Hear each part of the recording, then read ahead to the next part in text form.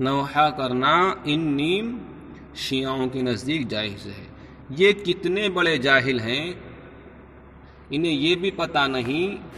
کہہ دو غم حسین منانے والوں سے، اے شیعوں تم سن لو کان کھول کر کے، کہہ دو غم حسین منانے والوں سے مومن کبھی شہداء کا ماتم نہیں کرتے۔ ہے عشق اپنی جان سے زیادہ آل رسول سے، یوں سر عام ہم ان کا تماشا نہیں کرتے۔ روئیں وہ جو منکر ہیں شہادت حسین کے، ہم زندہ و جاوید کا ماتم نہیں کرتے۔ نہ عشق حسین ہے نہ ذوق شہادت، ظالم سمجھ بیٹھا ہے ماتم کو عبادت۔ یہ ہمارے ہندوستان کے صوفیہ اکرام کی گدیوں کو ناپاک کرنے والے، مقبروں کو ناپاک کرنے والے یہ سیدوں کی شکل میں شیعہ، اتنا بڑا جھوٹ، مکار، مکر و فریب، ان کے پاس کہیں بھی علم کا کوئی بھی ایک کرن تک موجود نہیں۔ میرے بھائی جب علم موجود نہیں تو ان کے نسب کہاں سے موجود ہوں گے، سلامت ہوں گے؟ یہ کہتے ہیں کہ تعزیہ بنانا جائز ہے۔ جتنے بھی صوفیہ کرام ہیں ان کی گدیوں کو ناپاک کرنے والے، ان کی کچھ خلفاء اب سب فرضی خلفاء ہیں، اپنے باپ داداؤں کے کفن دفن کو بیچنے والے۔ اب میں نام بھی لے لوں گا، ہندوستان کی جتنی بھی بر صغیر میں خانقاہ ہیں ان میں صرف 3 لوگ پڑھے لکھے ہیں۔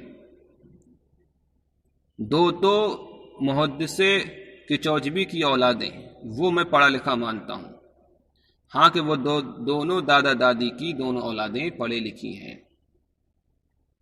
مگر ایسے پڑھی لکھی ہیں کہ ایک کو سونے سے فرصت نہیں، دوسری کو جوکری کرنے سے فرصت نہیں، اور دوسرا وہ ہے تحریک والا، منہاج قرآن کی تحریک والا، اس کے پاس بھی یہ تینوں بہت زیادہ القابات پانے والے ہیں، شیخ الاسلام، غازی اسلام، غازی، مگر یہ تینوں وہی طریقہ، وہی مشن کو زندہ کرنے والے۔ میرے بھائیو، یہودیوں کی نسل کو، سوچ کو شیعوں نے زندہ کیا، اور شیعوں کی نسل کو، شیعوں کے نظریوں کو ان تینوں کٹملوں نے، دادا دادی کے دونوں بیٹوں نے، اور وہ تحریک منہاج قرآن والا۔ میرے بھائیو، اب میں آپ کو 100 باتوں کی ایک بات آپ کے سامنے رکھتا ہوں۔ تحریک منہاج قرآن ہو یا تحریک لبیک ہو یا تحریک لبیک یا رسول اللہ یا لبیک یا فاطمہ، کوئی سی بھی تحریک ہو، اگر کسی بھی تحریک میں منہاج قرآن میں اگر اس کا قائد، اگر وہ اس کے دل میں اللہ رسول کی ذرہ برابر بھی محبت ہے تو آپ اس کی محبت کو جانچ سکتے ہیں، تب جب وہ مذہب اسلام پہ آنے والی مصیبت کو، مذہب اسلام کے خلاف اٹھنے والی آواز کے خلاف بولے، اور چاہے وہ آواز کسی بھی صورت میں ہو، کسی بھی خانقاہ سے ہو، چاہے اس کا سگا بھائی ہو، اگر مذہب اسلام کے خلاف کسی بھی صورت میں ہو، کسی بھی شکل میں ہو، کسی بھی چہرے میں ہو، اگر وہ اٹھ رہی ہے تو اس کے خلاف بولے، چاہے اس کی تحریک کو نقصان پہنچے یا نقصان نہ پہنچے۔ مگر ہندوستان اور پاکستان میں اتنی غیر سیاسی یہ سنی دعوت اسلامی، جمعیت علماء ہند، یہ کوئی سی بھی تحریک چلتی ہے، یا تبلیغی جماعت والے جو آسمان سے اوپر کی زمین سے نیچے کی، یعنی ایک جنت و دوزخ کی باتیں کرتے ہیں، تو وہ شیطانی ہوں۔ اگر ان کا مبلغ، چاہے وہ سعیدہ ہو، ابو سعد ہو، مولانا سعد، چاہے جو الیاس والی جماعت چلانے والا سعد ہو، یا اتار کی علامہ ارشد القادری کی سرپرستی میں چلنے والی ایک سنی دعوت اسلامی یا دعوت اسلامی، یہ جتنی بھی تحریکیں ہیں، ان ساری تحریکوں میں وہی تحریک حقیقت میں منہاج نبوت کے طریقے پہ چل سکتی ہے جو تحریک مذہب اسلام کے خلاف اٹھنے والی آواز کے اوپر ایکشن لے۔ اب ہندوستان و پاکستان بر صغیر میں یہ اتنی بڑی بڑی جماعتیں ہیں، تبلیغی جماعت، جمعیت علماء ہند، سنی دعوت اسلامی، دعوت اسلامی، لبیک یا رسول اللہ، لبیک یا فاطمہ، جو بھی یہ تحریکیں چلتی ہیں، اگر مذہب اسلام کے خلاف اٹھنے والی آواز کا مقابلہ نہیں کر سکتی تو میں سمجھتا ہوں یہ تحریکوں پہ لعنت ہے۔ اب تحریک منہاج قرآن ہر وہ بات جو مذہب اسلام کے خلاف اٹھتی ہے تو وہ دباتے نہیں ہیں۔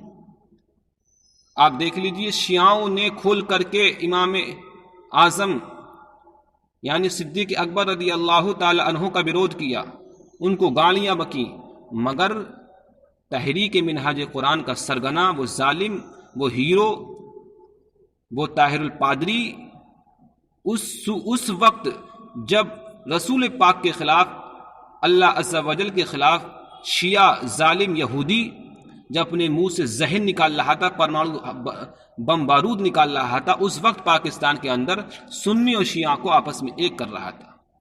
ارے سنی اور شیعہ ایک کیسے ہو سکتے ہیں؟ کسی بھی حال میں نہیں ہو سکتے۔ اس کا کام ہے سنی شیعوں کو، دیوبندی وہابی کو، سنی سب کو سیکولرزم، سب کو ایک کر دو۔ ارے ظالم سور کے بچے، تو کیا ایک کرے گا؟ لا یستوی اصحاب النار و اصحاب الجنہ، کبھی جنتی جہنمی برابر نہیں ہو سکتے۔ پادری کی اولاد تو سن لے، برابر نہیں ہو سکتے، کسی بھی حال میں نہیں ہو سکتے۔ اور میں سناؤں، وما یستوی الاعمی والبصیر، اندھے اور اکھیارے برابر نہیں ہو سکتے۔ ارے جو منہاج نبوت کے طریقے پہ چلتے ہیں، منہاج نبوت پہ چلتے ہیں، تو وہ بصیر ہیں، بصارت ہے ان کے پاس، لیکن وہ جنتی ہیں۔ اور جو صرف تحریک کو چلانے کا کام کرتے ہیں تو پھر وہ جہنمی ہیں۔ پاکستان کے میں جو تحریک چلتی ہے انٹرنیشنل لیول پہ، تحریک منہاج قرآن یا دعوت اسلامی، دعوت اسلامی نے سن 1980 سے لے کر کے 1980 سے 81 سے لے کر کے آج تک کسی بھی ایسی بات کا رد نہیں کیا، مذہب اسلام کے خلاف اٹھنے والی آواز کا آج تک اس نے رد نہیں کیا۔ تحریک کس لیے بنائی جاتی ہیں؟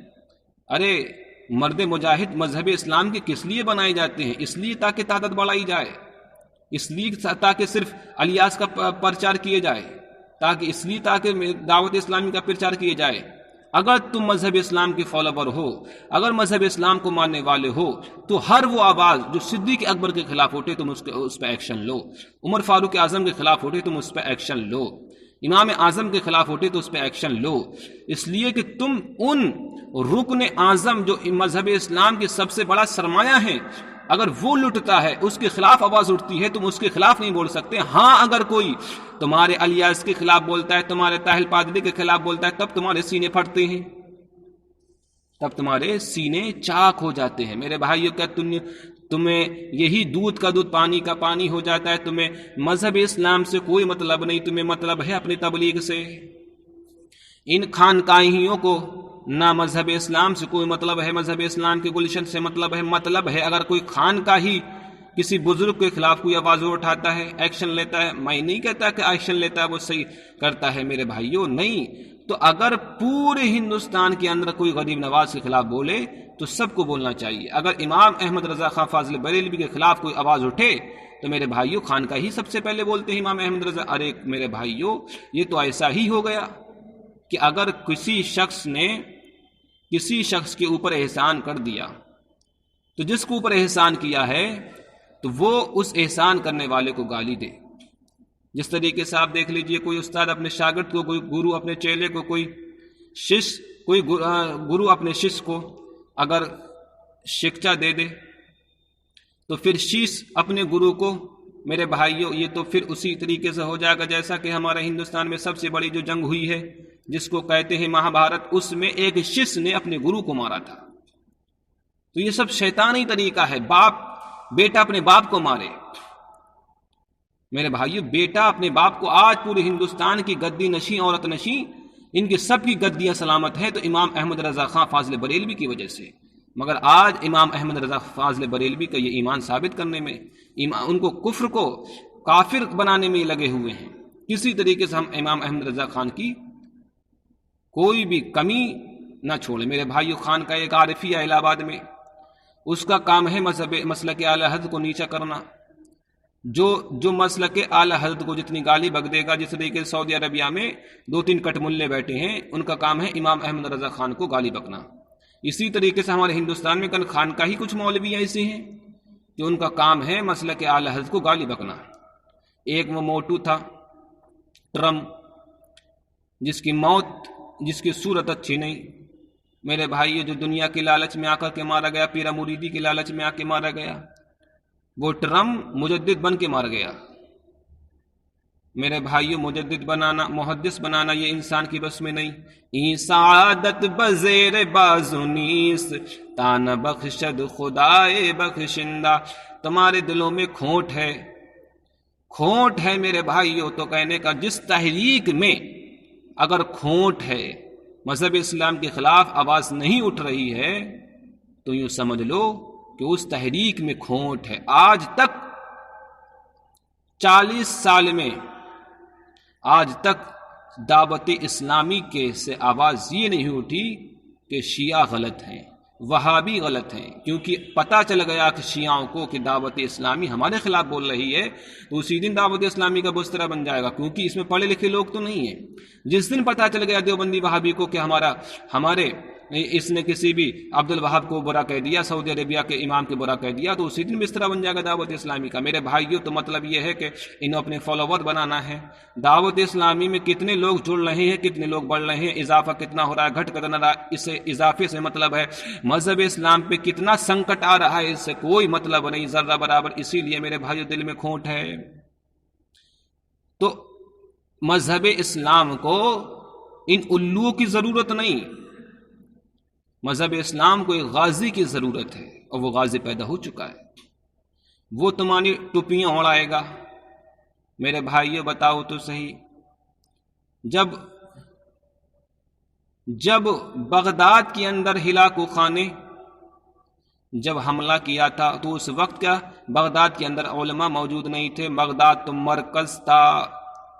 500 سالوں سے خلافت عباسیہ کے ذریعے سے 500 سالوں سے مرکز بغداد بنا ہوا تھا۔ بغداد کی ایک تاریخ رہی ہے جامعہ نظامیہ کی، بغداد میں نظامیہ، اتنے بڑے بڑے صوفیہ اکرام، تمام صوفیوں کے سردار پیران پیر روشن ضمیر نے اسی یونیورسٹی سے علم حاصل کیا، شیخ سعدی نے اسی یونیورسٹی سے، امام غزالی نے اسی یونیورسٹی سے، بڑے بڑے اپنے وقت کے علامہ شامی، علامہ جامی نے اسی یونیورسٹی سے علم حاصل کیا۔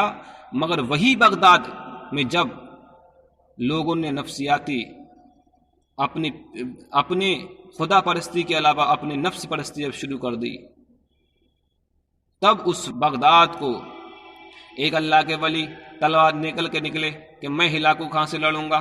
جب ہلاکو خان کے سامنے جا کر کے پہنچے تو کیا دیکھتے ہیں کہ ہلاکو خان کے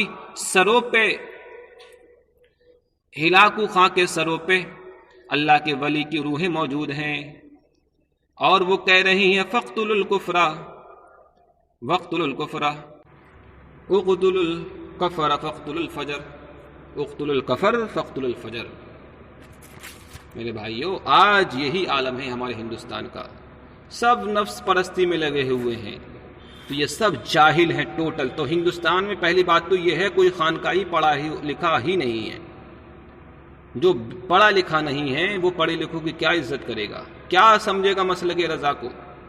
کیا سمجھے گا کہ ہماری گدی کس نے بچائی ہے؟ اسے کل کی خبر نہیں تو مسلک رضا کی کیا خبر لے گا وہ؟ تو 3 خانقاہیوں کو 3 سرگنا ہیں جو یہ کہتے ہیں کہ تازے داری جائز ہے۔ ایک تو وہ تحریک منہاج قرآن کا سرگنا جو کہتا ہے کہ میں نے یورپ میں کھڑے ہو کر کے میں نے اسپیچ دی ہے، تو یورپ میں کھڑے ہو کر کے دے یا پھر ایشیا میں کھڑے ہو کر کے دے، تو کہیں بھی اسپیچ دے، تیرے دل میں کھوٹ ہے، تو صرف اپنے منہاج قرآن کو آگے بڑھانے میں لگا ہوا ہے، مذہب اسلام کو آگے بڑھانے میں لگا ہوا نہیں ہے۔ اور دعوت اسلامی کے مبلغوں، دعوت اسلامی کے بانیوں میں تم سے کھلے عام چیلنج کرتا ہوں کہ تم اپنی تحریک کو آگے بڑھانے میں لگا ہوئے ہو، اللہ پاک تمہارے دلوں کو دیکھ رہا ہے۔ اگر تم مذہب اسلام کے فالوور ہوتے تو مذہب اسلام کی جو برائیاں ہیں، جو سنکٹ آ ہوا ہے، تو اس کے بارے میں خبر لیتے. اگر کوئی ابو بکر صدیق کو اگر برا کہتا تو تمہاری نیند اڑ جاتی.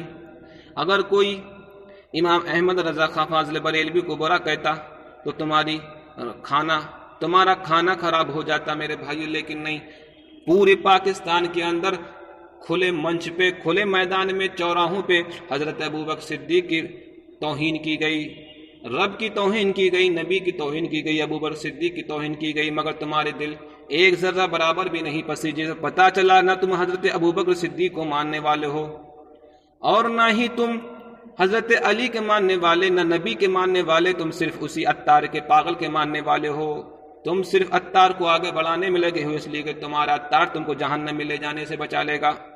وہ پاگل عطار کو تم مجدد بنانے میں لگے ہوئے. بڑے بڑے بیچارے پڑھے لکھے جس نے 9 سال 10 سال مدرسوں میں گزارے، وہ اس کے سامنے جا کر کے جھک جاتے. سمجھ میں بات نہیں آتا. ایک جاہل کے سامنے روزگار کو پانے کے لیے تم جھک جاتے ہو. کیا مل جاتا ہے تمہیں اس پاگل کے سامنے جھکنے سے؟ میرے بھائی، اس پاگل نے کبھی اپنی زبان سے یہ بات نہیں نکالی کہ شیعہ غلط ہیں، وہابی غلط ہیں، ان کے پیچھے نماز نہیں. اگر جس دن زبان کھول دی، اسی دن اس کی تحریک کا بستر بن جائے گا. اس لیے پہلی بات تو یہ ہے، اس تحریک میں پڑھے لکھے لوگ جاتے ہی نہیں. الخبیثات للخبیثات، جتنے بھی پاگل سب اسی تحریک میں پاگلوں کی. اور ایک ہے فاسقوں کی جماعت پاکستان میں، ایک ہے پاگلوں کی جماعت جو کراچی اس میں چلتی ہے، کراچی کا سرگنا چلاتا ہے، جو عطر والا چلاتا ہے. میرے بھائیو، کون سا عطر بناتا ہے؟ سمجھ میں بات نہیں آتی ہے. ارے اس کی عطر کی ایسی فیکٹری ہے کہ جس جاہل کو ارے میرے بھائیو، یہ تو ہر ایک کی بات سمجھ میں آتی ہے. اس نے عطر بیچا ہے، اسے کمال ہے بیاپار کرنے کا. ایک ویکتی جس کو 9 سال میں صحیح طریقے سے عالم کی ڈگری نہیں مل پاتی میرے بھائیو، وہ 3 دن میں عالم کی ڈگری دے دیتا ہے. تو کون نہیں جائے گا جاہل؟ سب چلے جاتے میرے بھائیو. جنت کی ڈگری دیتا ہے.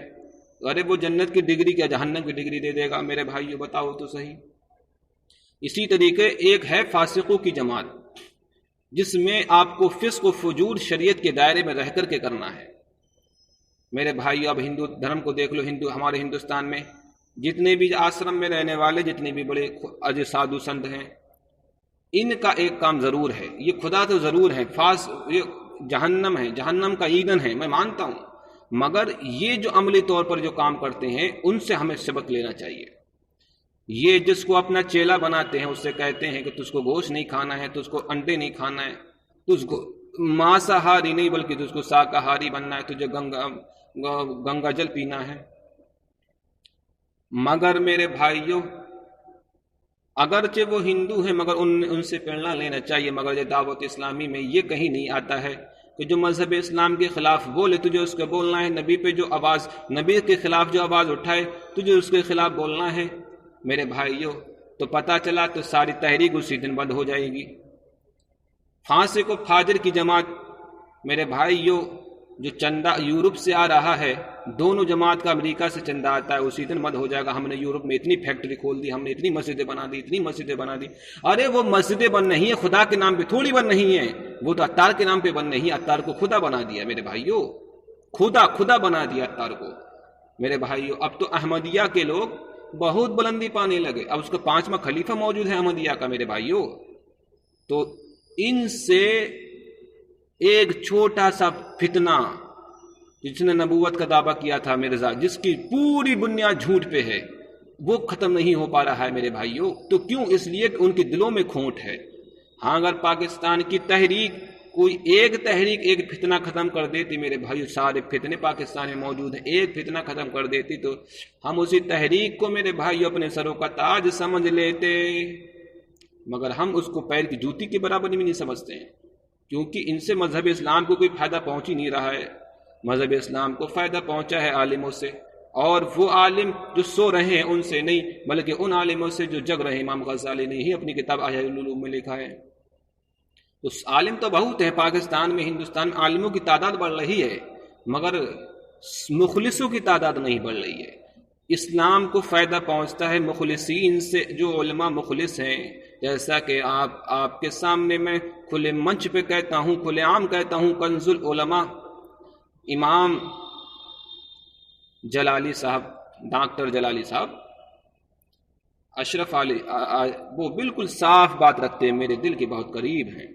میں ان کی ہر ایک بات سے تسلیم ہوں، مگر خادم رضوی حسین صاحب بہت اچھا کام کر رہے ہیں پاکستان میں، اور ثاقب رضا مصطفی وہ بھی بہت اچھا کام کر رہے ہیں پاکستان میں، اور ہمارے ہندوستان میں تو ریاکاروں کی کمی نہیں، کیونکہ ہندوستان میں کوئی بھی ایک ایسا مولوی آپ نہیں دکھا سکتے جو پیر کے سامنے سجدہ نہ کرتا ہو۔ سب پیروں کے سامنے، اگر پیر جی کا حکم آ گیا کہ گھوڑے پہ نماز پڑھنا جائز ہے تو انہوں نے لکھ دیا ہاں جائز ہے، ٹرین پہ نماز پڑھنا جائز ہے، مرید کے پیر جی کے پاس فون آنے لگے۔ میری بات یہی چل رہی تھی کہ مرید ہندوستان میں پہلی بات تو یہ ہے کہ پڑھا لکھا کوئی پیر ہے ہی نہیں۔ ہاں ہندوستان اور پاکستان میں یہ 2-3 پڑھے لکھے ہیں، ایک قائد اعظم شیخ الاسلام غازی اعظم، مگر یہ کیسے پڑھے لکھے ہیں؟ اگر ان کے پاس میں مرید اور مریدن کے فون آنے لگے کہ بھائی ہم پہلے تو زمین میں سفر کرتے تھے، اب آسمان میں سفر کرتے ہیں، ٹرینوں میں سفر کرتے ہیں، ہمیں گھروں میں جگہ نہیں ملتی، اس لیے ہمیں ٹرین میں نماز پڑھنا جائز کرنا چاہیے، ضرورت ہے۔ اب ضرورت کے مد نظر یہ مفت کے مفتیوں نے اعظم گڑھ کے انہوں نے سب جائز کر دیا کہ بھائی جائز ہے۔ ارے ظالم کا بچہ، امام حسین سے سبق لے لے کہ امام حسین نے جنگ میں تھے، جنگ میں جائز ہو جاتا گھوڑے پہ نماز پڑھنا، لیکن گھوڑے پہ نماز نہیں پڑھا، لیکن انہوں نے گھوڑے سے اتر کر کے نماز پڑھی ہے۔ تو ان مرید اور مریدن جو دن بھر 24 گھنٹہ عیاشی کرتے ہیں، تو بتاؤ ان کے نماز پڑھنے اور نہ پڑھنے سے مذہب اسلام کو کیا نقصان فائدہ پہنچ رہا ہے؟ تو ان کے فون آنے لگے۔ پھر ایک مسئلہ اٹھا تھا بہت زیادہ تیزی سے کہ بتاؤ مرید و مریدن جو 1-1 کروڑ کے جن کے انڈ بھکت ہیں وہ کہنے لگے کہ ہمارے پاس میں گولڈ بہت ہونے لگا، ہمارے پاس میں سونا بہت ہو گیا، اب ایسا کرو سونے کو جائز کر دو۔ تو پیر جی نے مشورہ کرا، میٹنگ کری، ایسا ہے اب سونے کو بھی جائز کرو، اس لیے مرید و مریدن کو چلانا ہے، تحریک کو چلانا ہے میرے بھائیو، اب ایسا کرو جائز کرو۔ کہا کیا کرا جائے؟ کہا جو چین کی گھڑی ہے پہلے گھڑی میں نماز پڑھنا جائز کر دو، پھر گھڑی میں جائز کر دو کہ میرے بھائی انگوٹھی بھی جائز ہو جائے گی، پھر چین کی میرے بھائی جیسے سعودی عربیہ کے شیخ ہیں سب گولڈ کو استعمال کرتے ہیں، نماز بھی پڑھتے ہیں۔ تو ان کا مطلب کہیں یہ نہیں ہے کہ ہم مذہب اسلام کو چلائیں، مذہب اسلام کو فائدہ پہنچائیں، اسی لیے مذہب اسلام کو کوئی فائدہ، کیونکہ ان کا مطلب یہ ہے کہ ہمیں اپنی خانقاہ چلانا ہے، اشرفیوں کا مطلب یہ ہے ہمیں اپنی خانقاہ چلانا ہے، رضویوں کا مطلب یہ ہے کہ ہمیں مسلک رضا پہ نہیں بلکہ ہم مسلک تاج الشریعہ پہ چلنا ہے، تاج الشریعہ نے کتنے انڈ بھکت بنائے ہمیں اس کو ماننا ہے، ہمیں خلافت عثمانی سے کوئی مطلب نہیں، ہمیں خلافت راشدہ سے کوئی مطلب نہیں، ہمیں تو مطلب ہے مرید و مریدن سے۔ میرے بھائیوں تو زیادہ فون آنے لگے، گولڈ ہمارے پاس میں ہے تو اب کیا کرا جائے؟ تو کہا سب جائز ہے میرے بھائیوں، ٹرین میں نماز پڑھنا بھی جائز کر دیا۔ ارے جب امام حسین گھوڑے پہ نماز نہیں پڑھ سکتے تو تیری ٹرین پہ نماز فرض نماز کیسے ہو جائے گی؟ اور ان کے مرید و مریدن کی نماز پڑھنا نہ پڑھنا سب ایک ہی، جب کپڑے ہی نہیں پہنتے ان کے مرید و مریدن تو نماز کہاں سے؟ میرے بھائیوں کوئی آپ ان کے 1 کروڑ 2 کروڑ انڈ بھکت ہیں، تحریک لبیک، میرے بھائیوں بتاؤ، بڑی مجھے یار سوچتا ہوں میں کبھی کبھی کہ جتنے بھی پاگل ہیں سب پاکستان میں وہ الیاس کے، سب الیاس وہ پاگل جھومتا ہے ناچتا ہے رنڈیوں کی طرح، رنڈی سنی لون نہیں ناچتی ہوگی ایسی منچ پہ، ویسی وہ ناچتا ہے، کیوں؟ اسے مزہ آ گیا۔ میرے بھائیوں پوری دنیا میں 100 نمبر پہ پہنچ گیا، وہ 1 نمبر پہ وہ ناچ رہا تھا، میرے مرید بن گئے، میرے مرید بن گئے، میرے مرید بن گئے، میرے مرید بن گئے۔ میرے بھائیوں ناچو، کب تک ناچو گے؟ ناچو۔ تو میرے بھائیوں تو وہ پاگل یہ کہہ رہا تھا، ایک میں بات یہ کر رہا ہوں، ایک پاگل اتاری یہ کہہ رہا تھا کہ میں معاذ اللہ اپنے پیر جی کو، اتار جی کو نبی سے بھی بڑا مانتا ہوں۔ میں نے کہا کیسے؟ بولے ایسے کہ نبی صلی اللہ علیہ وسلم نے جو بھی ہم کو صافہ جبہ صافہ دیا، نبی نے ہم کو صحیح طریقے سے استعمال کرنے کا طریقہ نہیں بتایا، مگر ہمارے پیر جی نے بالکل صحیح طریقے سے جتنی بھی مردہ سنتیں تھیں وہ سب زندہ کر دی۔ ہم نے کہا بہت اچھی بات ہے۔ تو حضرات میں بڑا افسوس کرتا ہوں کتنے پاگل ہیں، کتنے مہا بے وقوف ہیں کہ ہندوستان اور پاکستان میں آپ ایک ایسی خانقاہ نہیں دکھا سکتے، ایک ایسی تحریک نہیں دکھا سکتے کہ جتنے بھی تحریک لبیک یا رسول اللہ، سنت دعوت اسلامی، یہ تحریک کو چھوڑو، پہلے خانقاہیوں کو لو، ہندوستان میں، پاکستان میں جتنی بھی خانقاہیں ہیں اور ان سے جڑے ہوئے جتنے بھی مرید اور محبین ہیں، ان کی عورتوں کی عزت سلامت ہیں، یہ آپ نہیں دکھا سکتے، کیونکہ جو مرید اور مریدن بنتا ہے اس کو جنت کی سرٹیفکیٹ مل جاتا ہے۔ وہ اتنے بڑا آتا ہے، کتابیں آتی ہے، اس کا سلسلہ نسب لے لو اور کہہ دیتے ہیں کہ یہ تمہارا شجرہ ہے، اس شجرے کے ذریعے سے تم جنت تک پہنچ جاؤ گے۔ تو بتاؤ، وہ 10 روپے کی کتابچہ، 10 روپے کا نہیں، 1 روپے کا کتابچہ، اس کے ذریعے سے جنت۔ چلو، زبیدہ نے، ہارون رشید کی بیٹی تھی، اس نے جنت کو خریدا، وہ تو اللہ کے ولی تھے، مگر یہ شیطان، یہ گدی نشیں، عورت نشیں 10 روپے میں جنت دیں گے، اور اس 10 روپے کے ذریعے سے 10 کروڑ روپے خرید لیتے ہیں۔ میرے بھائیو، ایسے شیئر مارکیٹ، شیئر بازار ہم نے دنیا میں کہیں نہیں دیکھا۔ تو کہنے کا مطلب یہ ہے کہ اب مرید اور مریدن کی مہیلائیں، عورتیں میرے بھائیو گھر میں رکنے کو تیار نہیں، ان کی بیٹیاں ایسا کپڑا پہننے کو تیار نہیں۔ ایک مرد کے سامنے تو بہت دور کی بات ہے، رب کے سامنے تو ایک مرد کے سامنے نہیں جا سکتے۔ ممبئی کے اندر ایک آپ ایسی مہیلا نہیں دکھا سکتے جو ایسے کپڑے پہنتی ہو جو ایک شریف انسان کے سامنے جا سکے۔ جب شریف انسان کے سامنے نہیں جا سکتی میرے بھائی، تو رب کے سامنے جا کھڑے ہو کر کے نماز کیسے پڑھ سکتی ہے؟ تو اب ان کا چاہے کپڑے اتار کر کے تم نماز پڑھو، چاہے کپڑے پہن کر کے نماز پڑھو، چاہے گھڑی پہن کر کے، سونا پہن کر کے مرد نماز پڑھیں، سب جائز ہے۔ ان جامعہ اشرفیہ کے جتنے بھی الو ہیں، انہوں نے سب جائز کر دیا، سب جائز ہے۔ قوم کو ذرہ برابر بھی ان پہ کوئی بھروسہ نہیں میرے بھائیوں۔ تو اب کپڑا جتنی مرید اور مریدن ہندوستان اور پاکستان میں جتنے بھی بقاہوں کے، چاہے رضویہ خانقاہ ہو، شریفی خانقاہ ہو، بارسی خانقاہ ہو، ان کے مرید اور مریدن کپڑے پہننے کو تیار نہیں۔ اور جو تحریک چل رہی ہیں، اب تحریک کو لے لو، تحریک لبیک یا رسول اللہ اور دعوت اسلامی، سنتی دعوت اسلامی، یہ کپڑا اتارنے کو تیار نہیں۔ کام تو یہ ہونا چاہیے تھا دعوت اسلامی، سنت دعوت اسلامی کا، جو عورتیں کپڑا نہیں پہن رہی ہیں ان کو کپڑا پہناؤ۔ ارے تمہارے ابا نہیں، الیاس نہیں، الیاس کا ابا، ابا کے ابا، ابا کے ابا آ جائیں، وہ شاکر، شاکر کا ابا، ابا نہیں، ابا، ابا کے ابا، ابا کے ابا بھی آ جائیں، مگر شاکر تو پڑھا لکھا ہے، مگر پھر بھی وہ ان جو مہیلائیں ننگی گھوم رہی ہیں مرید و مریدن کی صورت میں، ان کا ایک کپڑا میرے بھائیوں جو پستان دکھا رہی ہیں، ان کو پستان کو نہیں دکھ سکتے، ان کی شرمگاہیں جو دکھ رہی ہیں، جانور کو شرمگاہ پہ تو پونچھ لگی ہوئی ہوتی ہے، ان کی پچھاڑی پہ تو پونچھ بھی نہیں ہوتی ہے میرے بھائیوں، بالکل ننگی ہوتی ہیں۔ تو مرید و مریدن سب جائز کر دیا میرے بھائیوں انہوں نے۔ جب کپڑا تم نہیں پہنا سکتے اور تم نے جب یہ سوچ لیا کہ جب عورتیں کپڑا پہننے کو تیار نہیں تو سارے عورتوں کے کپڑے، جو ابھی نیتا ہیں ہمارے ہندوستان کی، جتنے بھی دوپٹے پھینکے وہ سب دعوت اسلامی والوں نے اوڑھ لیے۔ ہم نے کہا تم کیوں اوڑھ لے، تم کیا عورت ہو؟ تمہیں مردوں کو شرم نہیں آتی، تمہیں شرم آ رہی ہے، تمہیں کس بات کی شرم؟ کہا بھائی ہمیں اپنے پیر جی کی بات ماننا ہے۔ کہا پیر جی کو بہت شرم آتی ہے۔ ارے اگر پیر جی کو شرم آتی ہوتی تو یورپ والوں سے چندہ وہ نہیں لیتا، اور فلمی دنیا کے ایکٹروں کی طرح وہ نہیں ناچتا اگر اس کو ذرہ برابر بھی اس سے پوچھا گیا تو نے ٹی وی کو جائز کیوں کیا؟ بتا الیاس۔ تو الیاس نے